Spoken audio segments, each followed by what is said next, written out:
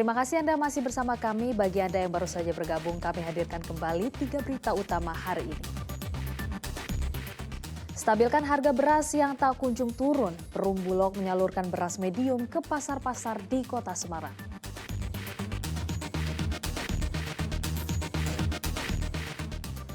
Dua pelajar SMP di Kabupaten Cilacap tercebur ke sungai saat melintas tanggul jembatan. Satu korban ditemukan meninggal dunia.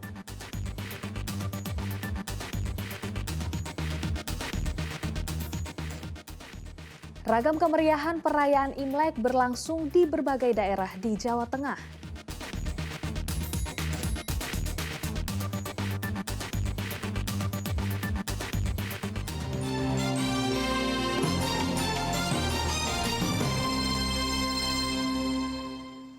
Pemerintah Provinsi Jawa Tengah bersama Perum Bulog turun tangan menstabilkan harga beras yang tak kunjung turun. Bulog menyalurkan beras jenis medium ke seluruh pasar agar harga kembali normal.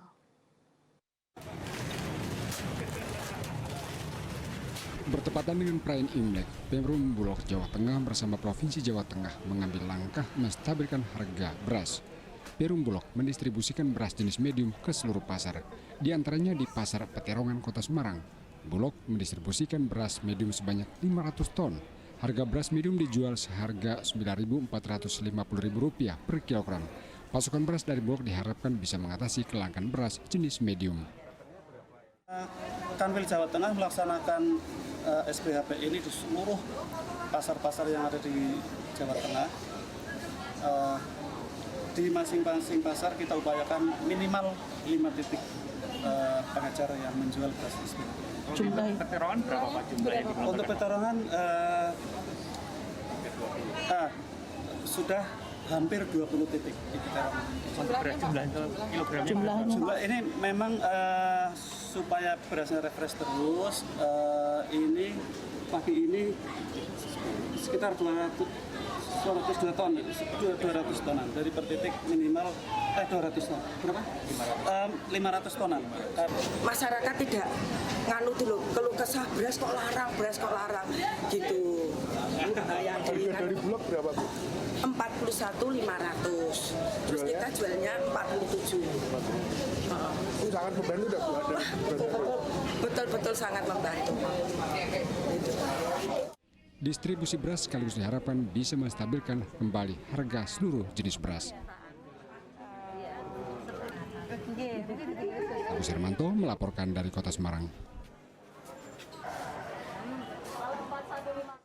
Salah satu gedung di kawasan wisata Kota Lama Semarang kini menjadi objek pertunjukan video mapping. Kedepannya sejumlah gedung akan dikelola ulang untuk menaikkan minat wisata lokal dan mancanegara.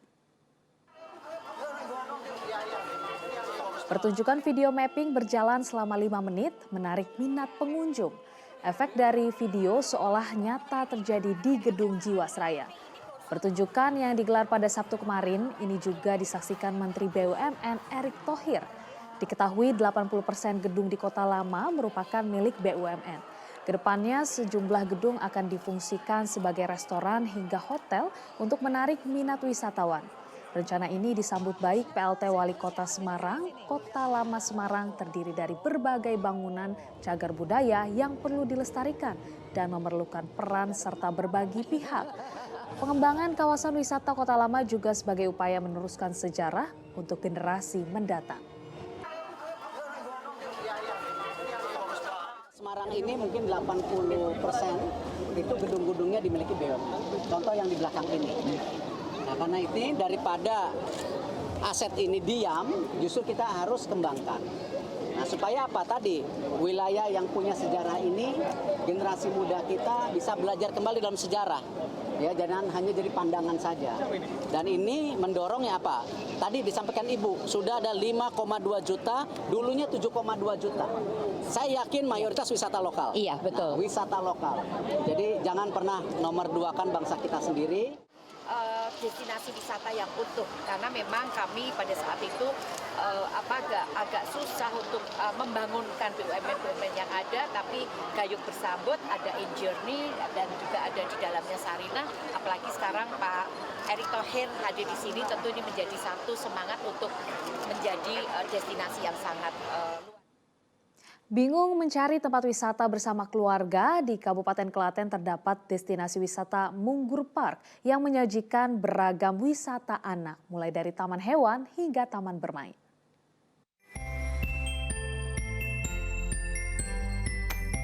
Inilah wisata Munggur Park yang terletak di Delanggu, Kabupaten Klaten. Tempat wisata ini cocok bagi Anda yang ingin berlibur bersama keluarga. Terdapat beragam wahana pilihan yang bisa dinikmati, mulai dari wahana hewan seperti memberi makanan kelinci, atau wahana bermain seperti menaiki gajah terbang, biang lala, dan helikopter mini. Tidak ada biaya masuk alias gratis di tempat wisata ini. Pengunjung hanya perlu membayar tiket wahana yang ingin dicoba. Di sini selain murah, tempatnya itu aman, terus bagus, Mas. Menariknya apa? Menariknya apa ya? Banyak, wahananya tuh banyak gitu. Iya. Apa aja ya wahana yang dicoba ini, datang sama Yang siapa? udah dicoba itu biang lala, terus roller coaster, apa ya? Hampir semuanya sudah sama anak saya. Tempat ini juga dilengkapi fasilitas lain untuk makan, ibadah, hingga toilet. Untuk harga makanannya juga tergolong ramah di kantong. Juga ada resto di sini juga sangat bervariasi menunya, juga bisa reservasi di Munggur Park juga gitu. Ada musola dan toilet juga disediakan? Ada fasilitas di sini lengkap, musola, toilet, semua bersih semua. Destinasi wisata buka setiap hari dari jam 4 sore sampai jam 10 malam. Di hari biasa, jumlah pengunjung tempat wisata ini bisa mencapai 1.000 orang per hari. Namun saat akhir pekan bisa mencapai lebih dari 2.500 orang per hari. Biasanya pengunjung yang datang dari wilayah sekitar seperti Sukoharjo dan Solo. Krisna Agung melaporkan dari Kabupaten Klaten. Di Kabupaten Banyumas terdapat kafe yang menyajikan makanan serba daging sapi di tengah hutan kawasan wisata Baturaden. Menu serba karnivora itu yang dipercaya cocok dikonsumsi sambil menikmati sejuknya lereng Gunung Slamet.